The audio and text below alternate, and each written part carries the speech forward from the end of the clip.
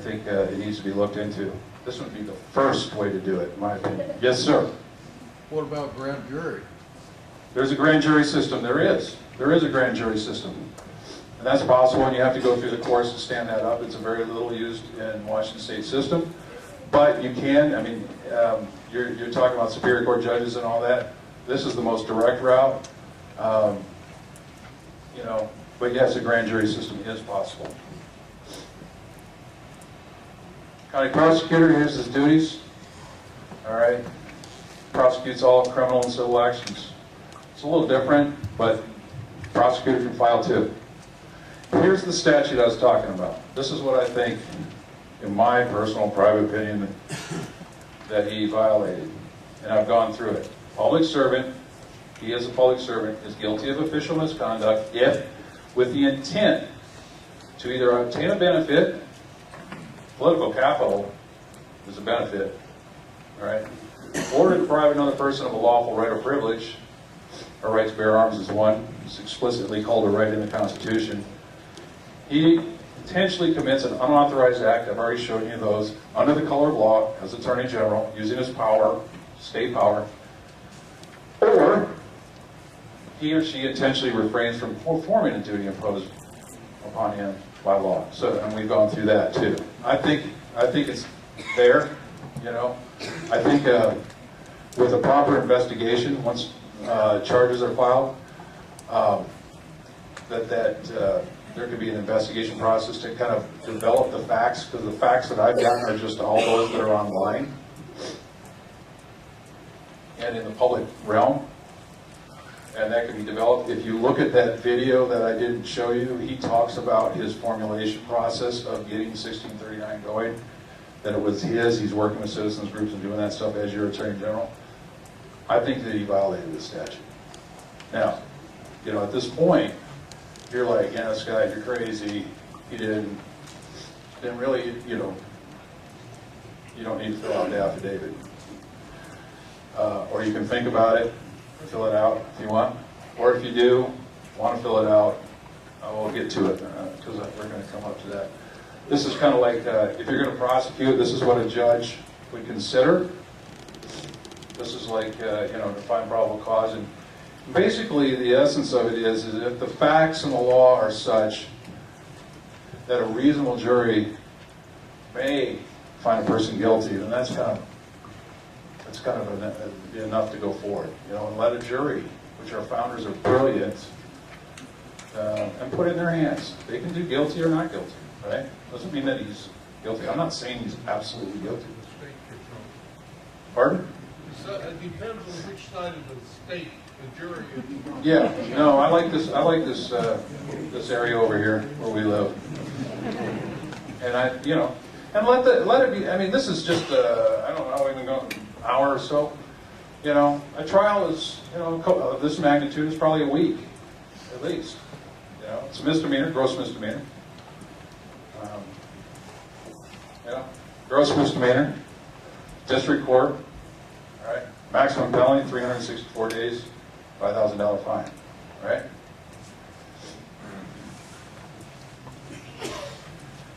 However, I'll tell you, gross misdemeanor conviction is qualifies for impeachment. And I know that there are legislators who are watching this, who are preparing those if he's to be convicted. They're ready to do that. But you know, they're in Olympia. I mean, you get a conviction though, I think he's gone. Yes, ma'am. If he gets convicted, does he lose his gun rights?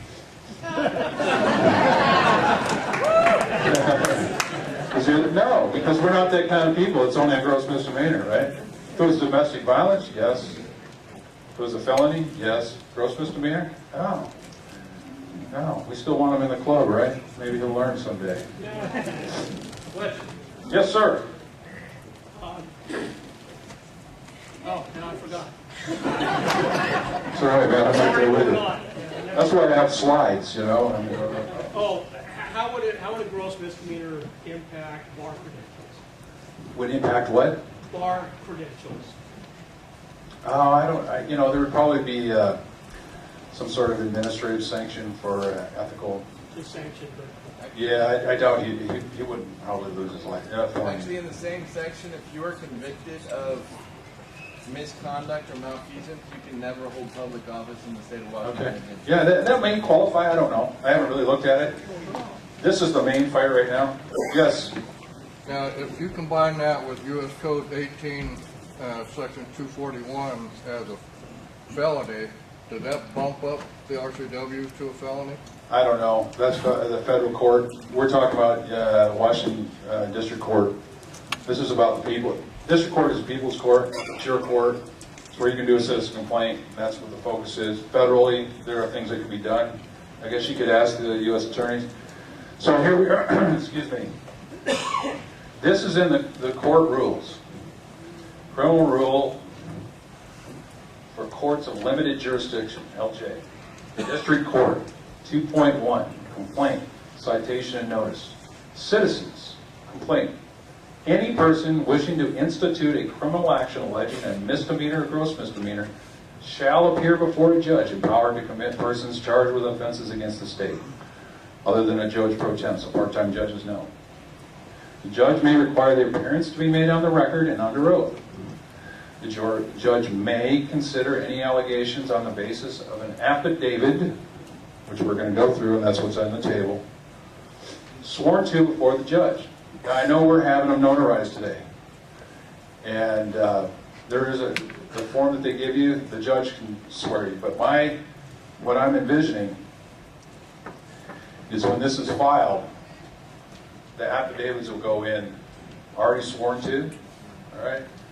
And the judges, and I want to see a stack. I mean, like I said, I do it alone, but if there's a stack, a foot tall, that's a message, all right? And the people that in Yakima County that work in the clerk's office, I'll take it down and do it. They'll see this. Most of them probably friendly to what we're doing, I would assume, just because they're people too, right? And then it'll go over to the judge, and the judge will go, "What the heck is this?" Because this has never probably been done. I know citizen complaints have been done, but not like this. Yes. Has the NRA got involved in any of this? Is the NRA involved in it? No, I'm just doing this myself. Have they gotten anything going, or? Oh, they may. I don't. They got other things. They're doing the civil action, unconstitutional stuff, and I think that's where their lawyers are focused. They'll probably get it. I haven't called them. This is just kind of something that's coming from us. Yes. Would he be censured in the legislative? I don't know if he'd be censured. I'm just trying to get him convicted if that's what a jury wants to do. And the first thing to do is to get charged. I'm just kind of stinging right on task. Yes, sir. The 20 counties, are we the only county that are proceeding with this? No, the question is, are we the only county now? Like I said, Ferry County's looking at it right now. There are other counties all across. I'm getting caught. We're going to show them the way in Yakima County. Yes. How do we undo the damage you already caused? Well, Supreme Court could find it unconstitutional. But right now it's law. And this would send a message, but it doesn't undo 1639. But it does hold them accountable, and it will make anybody else think twice about doing this kind of stuff. Because it violated our laws, in my opinion. In my personal opinion. All right, so the judge take the affidavit. He can also grant an opportunity in a hearing for evidence to be given by the county prosecutor or deputy, any potential defendant or attorney of record, law enforcement, or other potential witnesses. And then the probable cause, the court may also consider whether, different things, whether or not it'll be successful, if it'll cost money, if there's adequate resources in other ways, recourse in other ways, availability of these witnesses. There's things that the judge can consider. Courts don't have to find probable cause. Even if they believe it's discretionary on the court. There's nothing you can go in there and say, "Judge, you must find probable cause. You must order a complaint filed." No, there's a case law on that specifically. Yes. If you get a knock, when you go to court, you get a partisan judge. Can you do a recusal since you already know you're going to have a partisan judge again? Yeah, the question is, can you, like, if you get a judge you don't like, can you do it what's called an affidavit of prejudice and get rid of the judge? Yes, you can. So you can always get rid of a judge that has actual prejudice, right? Or he's partial, like, it's his brother, that's the defendant. But yeah, the judges here, I know all of them to some extent, and they're good people. This is just, again, a very unusual thing. This is the human factor of it, right? And it's the Attorney General. But, and I can't tell you, if they answer to their conscience and the law and the facts, it's doable, right? Okay, so let's get to the form. I have one quick. Yes, question. Is it a conflict of interest that his assistant AG is married to Jenkins? Yeah, whoever's married to whoever in the office, I don't know. Again, I'm like a Doberman on this. I'm just sticking on the issue. I don't care about that other stuff for so much. Other people can do that. This is what I'm on. Yes? Take it without having it notarized somewhere else, turn it in? Yes, you can have it notarized somewhere else. Given the large number of people that are here and the volume of it, my plan was to file this Friday. All right? We've got a 2-year statute of limitations with a gross misdemeanor. All right, so we're well within that. I think I'm going to push it back a little bit, just maybe another week for people to get it. You can drop this off at my office once you get it done. But before you guys leave, and I know you want to get out, but I'm right to the form. It's not going to take that long to go through it, but I want you to be able to see what it is that you need to do on this thing. And hopefully there'll be questions, because I know I'm going to miss a few things. But this is the first part of the affidavit of complaining witness. If you're filling this out, you are the complaining witness. All right? Ooh, I got a laser pointer. All right, so the number thing right there, the court will assign a number to it once it's filed. Right here, county of, for Yakamaniacs, it goes right here. All right? And we have a form that looks a little slightly different. It has like pleading paper and stuff like that on it, but it's essentially the same thing. The defendant. I will not tell you who the defendant is. I've told you who I think the defendant is. On your own, you need to come up with what you think his name is, and his address, and his phone number, or her, whatever, and fill that out. I'm not here to fill this stuff out for you or tell you what to do, right? Pretty self-explanatory. County, Yakima. Number for the court. Defendant, name, address. Business address is fine when it's an official office like that. Phone. Next part. Witnesses. You're the complaining witness. The people who know about the stuff that happened to you are witnesses, all right? So like, think of an assault case, right? Somebody assaults somebody else, and people saw it happen. Those are the witnesses. You do not have to file, you don't have to have witnesses in here, because you're an affidavit of complaining witness, and all the other people who are going to do this are witnesses too, so they're doing their owns. But if you want to put your kids can be witnesses if you want to. Spouses, whatever. Put them in here if you want to. Make them part of the process. This is kind of a warning to everybody, Read this part, okay? This is your understanding that the judge is going to probably go through with you, or could go through with you, but that you understand that you have the choice of complaining to the prosecuting attorney. In fact, like I said with the sheriff, that's an option. Prosecuting attorney, you can go there. It's your prosecuting attorney's office. You can do that rather than signing this affidavit. Or you can talk to them, and if nothing happens with it, then you can do this affidavit. I elect to use this method to start criminal proceedings. That's your right as a citizen. That's pretty amazing. I understand that the following are some but not all of the consequences of my signing a criminal complaint. The defendant may be arrested and placed in custody. Depends on the crime, right? the way this would work, he would probably, if a judge found probable cause, a complaint would be filed, there would be a summons and he would be ordered to appear in court. That's how this would work. The arrest, if proved false, may result in a lawsuit against me. That's all of us. So this form is meant not just for this case, like doing domestic violence. I mean, the he said, she said, if you're filing false reports and you're lying and stuff like that, and you're actually, something didn't happen, you said it did. He stole $500 from me, but he didn't steal it. That's this kind of thing. Still, it's there. You need to read it. The next one is, kind of goes with number 2. Number 3 says, if I have sworn falsely, I may be prosecuted for perjury. I don't want anybody to say anything false in this. If you don't know something to be a fact or not, just talk about what's happened to you because of 1639. That's what goes in this, all right? You say, how will the judge know about all the other stuff that you just showed us? Because I've created a memo, it's about 46 pages that basically has all that information explained more and outlined. And I've gone through the elements of the crime so that the judge can read that, hopefully. Not all judges read briefs. That's how they get appealed. But it's there. And I think that will probably happen in this case because this is unusual.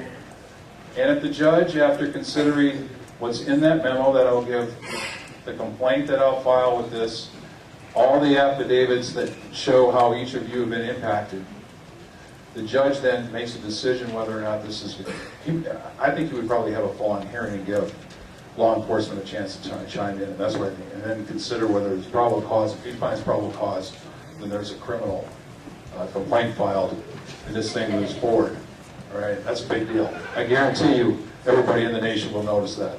And that's not the reason for me, but it is in a way because I have found that people in this country have become very disheartened, demoralized, beaten down, and this is a way, even if this doesn't succeed, the fact that we do it sends a message, all right? And it may not happen this time. Let's say in Yakima County they say, now we don't find probable cause. It may. You may light the fire for Berry County or Franklin County or Benton County. Sheriff Knizovich, maybe he'll do it. I don't know. I'm not talking to him, but maybe somebody knows me. Yes? I apologize, I got in here late. May I ask who you are and where your office is? Why? Or you just drop me off at your office? Okay, all right. I thought the next thing was going to come is, I'm sorry, but you can imagine I've been a little bit pursued by some folks, and I know that the AG's office sends people out, okay? And so I apologize if I seem rude. My name is Scott Brumback. All right, my office is in Union Gap across from Dick's Sporting Goods. All right, we do free notary there. We just do it anyhow. If you want to do that, or banks do it. Yeah, I think it said thanks. I was like, you're welcome. You don't have to keep saying thanks. So, yeah, you can do it a number of ways. It's nice to collect them here if we can, but I understand with the number of people. So anyhow, I've already talked about that. Okay, all right, great. All right, so this is really just a warning to you, kind of what can happen. This is what courts do. This charge will be prosecuted even though I might later change my mind. Witnesses, complaining witnesses may appear in court regardless of inconvenience, blah, blah, blah. This is where you fill out in all the lines all the stuff that's happened to you because of 1639, how it's impacted you as the complaining witness, all right? You do not have to write a legal brief. Each of you are not expected to write a legal brief. The court will be educated with the brief that I submit. So yours are really augmenting my affidavit, okay? In other counties, it's going to be harder. I will share my materials with them. If they want to use it, that's fine, because I think it applies to every county. But this is where you have been harmed, all right? 18 to 20-year-olds, huge. Easy deprivation, easy impairment from possessing these semi-automatic assault weapons. All right, gun storage, and all the stuff that we went through. All right, hopefully you guys were kind of remembering that stuff. You can look it up online and figure it out. But how you've been harmed by 1639, that's what goes in here. Does that make sense? Does anybody misunderstand that? Because I don't want you to feel like you got to write a legal brief in that period, in that space right there. This is where people write, you know, Joe Blow hit me in the face, I wasn't doing anything, you know. That's what goes in there, and it's only, you know, a few lines. This is your way of saying that you were hit, and you're right, you know, your right was hit. That's what you're saying. Does that make sense? I want to make sure that is understood. So does this specifically have? This is the end of the form right here. There's a spot right up at the top. I have or have not consulted with the prosecuting attorney. The court wants to know that or not. All right? You don't have to, like I said. I recommend it. People who work in the prosecuting attorney's office would hate me for saying that, because you know. But look around the room, you know. Then it says 2019 IFK, and the location where this was done, and when you signed, and then the forms that I provided have complaining witness under it. You need to spell out your name and then sign above it. All right, that's the best way so you can see who your name is. All right, and I think it helps in this witness area. Write your name there so it's very clear. The court needs to know who you are. As a complaining witness, if they don't know who you are, we're not going to use this form, right? And then the judge can swear, yes. Ours is a little bit different than what you have. It is. I added the notary public thing to it because it's We a. don't have that.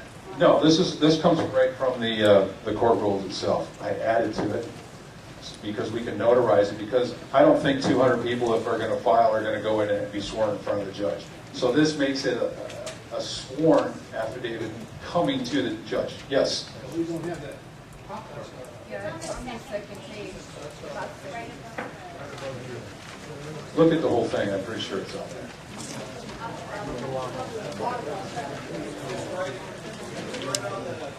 Oh, is it cut off on some of them? It's on the second page. It's on there. It should be on there. All right? All right. All right. Don't give the attorneys a hard time after that one. All right?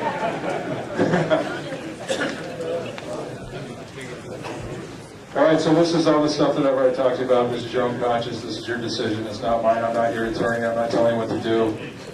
All right? If you have any questions about it and you think legal issues, you can get your own attorney. Hopefully you know some attorney. If you want to. I mean, I've explained what I know, but, you know, I'm not here to dictate to you what you do. This is your free will. This is called being a free citizen. And that kind of finish up with that, right? That's pretty much all I have. Questions? Beer? Is this the complaint witness form, the affidavit? The presentation I can't. I'll put it on the. There's a website. It's called Washington State Strikes Back 1639. It's on Facebook. I'll put it on there. It's a PowerPoint slide. I never thought of that. I didn't think it would be that demand. Yeah, other questions? I don't know. We'll talk about that afterwards. It'll be available. Okay. Any other questions? Scott? Yes. Just a thing of support, I was thinking about the prosecuting authority. Yes. If we let the sheriff know we support it. Well, the sheriff is present right now, and you know, free citizens' right to choose.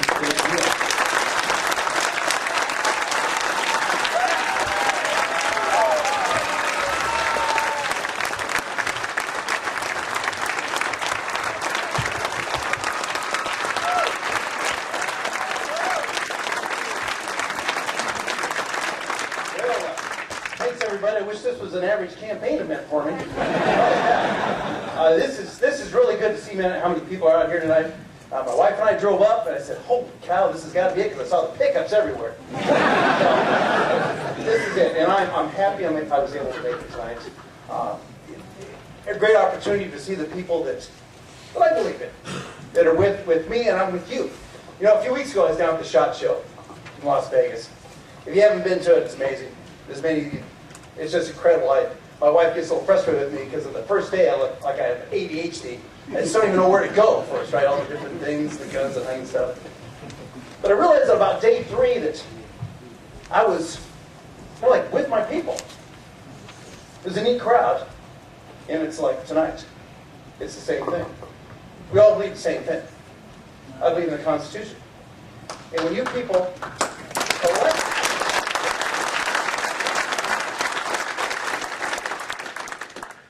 when you elected me to be sheriff, I take that very seriously. To wear this badge is a symbol of trust that you have given me. And there's been a lot of stuff coming from the other side of the state about how I and the other sheriffs should follow the rule of law. I am.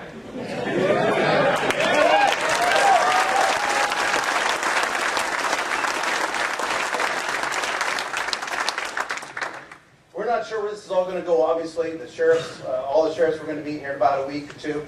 We're trying to come up with a nice, solid statement that all of us can agree to. I don't think we can. Obviously, some sheriff situations are not quite as similar as mine. I have a lot of backing in this county. The sheriffs, it's a different. Politics are different in different counties. But I will tell you that across the state, the sheriffs, even if they can't say it, they believe in the Constitution as well. The first time I ever was around the majority of sheriffs, it's probably 30 or so. I was up in Ellensburg 3 or 4 years ago. And Sheriff Winter sent me up there because he couldn't make it. And I just listened to these sheriffs. And it was amazing to hear these gentlemen talk. And by the time they were done, I was so enthused about my job and being a sheriff's deputy that I wanted to go buy a flag at the Fred Meyer and fly it from my truck all the way home. Okay? That's the quality of people that we have as sheriffs in this state. And I'm proud to be one of them. Didn't think I'd ever be in this position, and here I am. My wife and I have talked about it. I said, week 7, and I'm thrust right into the limelight plate. I didn't even get a warm-up time, did I? But you can trust me, and I'm going to do what's right by you.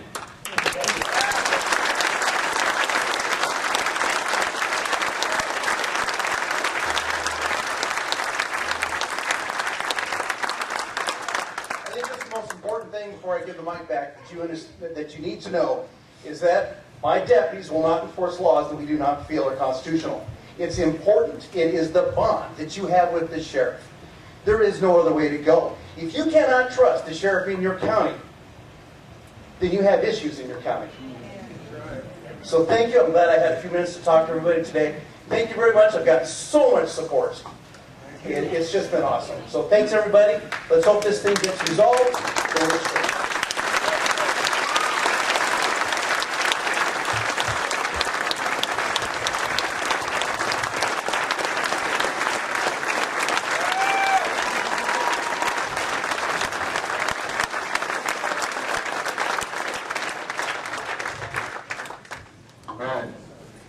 Well, you know, in this state, I think Yakima is leading the way, and we can show other counties what to do. And I think one thing is supporting sheriffs so they can stand boldly, right? Because it's hard to stand alone. I mean, human beings, it's hard. It's a very unusual, unique person that can stand in the middle and just kind of give the finger to everybody that's, you know, and, yeah, well, no, I mean, for real. So it sounds like the sheriffs are going to meet, and so maybe if you know people in other counties, they need to support their sheriffs and show them that we're with them, but we're really with the Constitution. Because it's not the position of sheriff, it's whether the sheriff is abiding the Constitution. Because some sheriffs aren't. I mean, you know, every sheriff should say the Constitution, right? There shouldn't be any hiding from that. I mean, if If you're doing that, then you're violating your oath. And that's what we're talking about with the Attorney General. So, yeah, question? Well, I have a question, a comment that I want to make. Well, we've got most everybody here. Down at the front desk of the hotel, they found in the lobby a Ford key with a black can opener on the ring. Somebody lost that key. They found it at the front desk. And two, on your way out, we have these Support Our Sheriff petitions out there. If you haven't signed it, I'd love for you to stop by and sign it. So, thank you all for coming. Question. Yeah, question. There's understandably been a lot of attention paid to the role of the sheriffs. How will police, city police chiefs, obviously they work for the cities. How is that going to come into play? Police chiefs? Yeah. Like Lauren Colt's a police chief in Republic. He's not a sheriff. All right? I looked at his municipal code. Cities are municipalities. They're corporate entities. This is an elected officer. Constitutional authority. Completely different. Police chiefs generally are not elected. All right? That's why they have to stand with... I mean, they all take oaths, but there are political differences. You can be fired by your municipality. So what happens? Lose my job, right? If I need to, walk the line, right? Oath-bound. Voters, Constitution. That's how it's supposed to work. All right? It makes you bolder, right? So, so municipalities, anyhow. Right, but if you want to get the municipality on our side working for us, supporting. Yeah, the cities, Or is that I don't know. I can't speak for that. We're citizens. This is our power. This is what we do. I can't control them. They're going to do what they do. We need to do what we're going to do. Support our sheriff, support ourselves, support the Constitution. If you want to do this, do it. If you don't, that's okay. It's whatever you want to do. So I'm about done. Any more questions on how to do this process? Yes?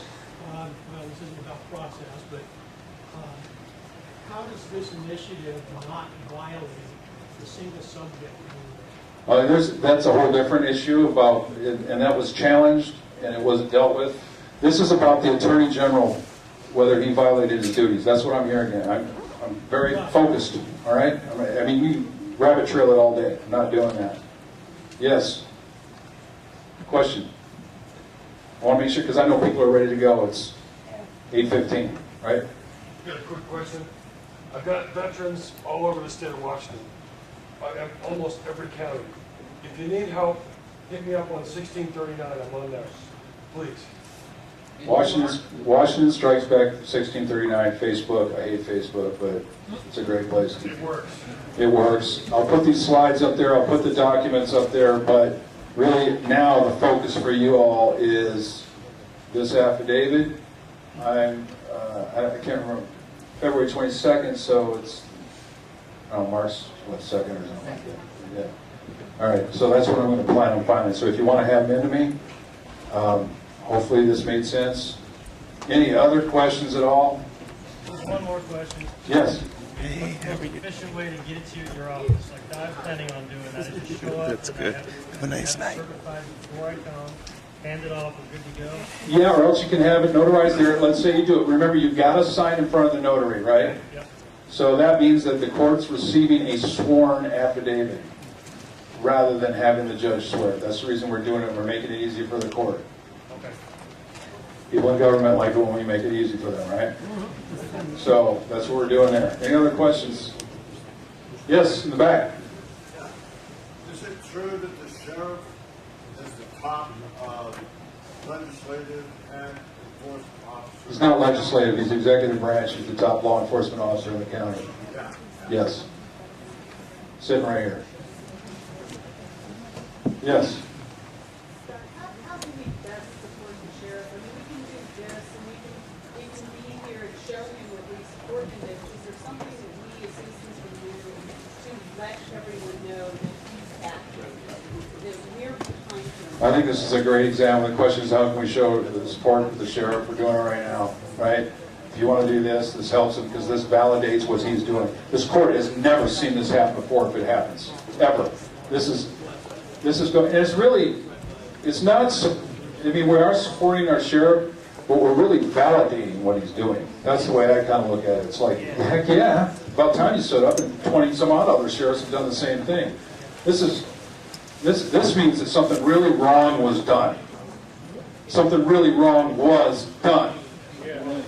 And so, you know, we're really standing up for ourselves, ultimately, as citizens. Remember that the slides back there, all the power is inherent in us. We forget that, you know, over time. We forget that. We are. That's that Mr. Robinson video. You got to watch it. He reminds you of it. So, any other questions? Sorry. Yes? I'm assuming I can make as many copies of this as I want and hand them out. Yes, you may make copies. The only problem is that it becomes kind of dangerous when people want to go onesies and twosies in the district court and do this.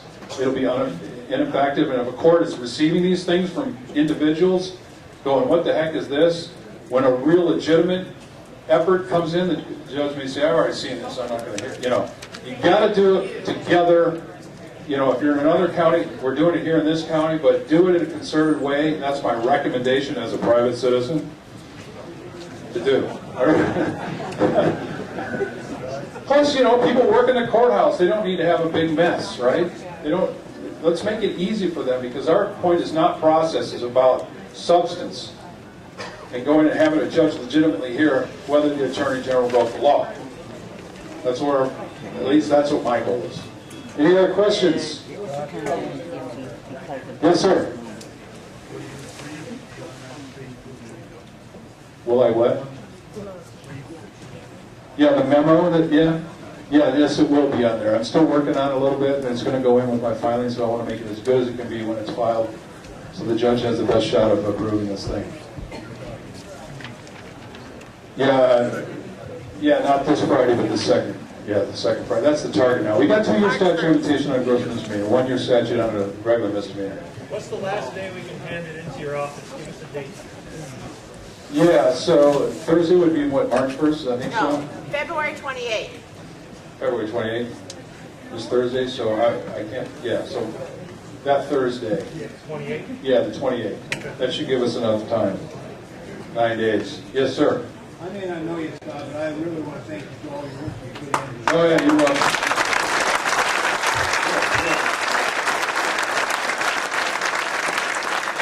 I got a 10-year-old son that loves to shoot. I try to train him. He will not be disarmed. When I die, he's going to have my weapons. That's right. Any other questions? Thank you very much, fellow patriots. It's an honor, honestly.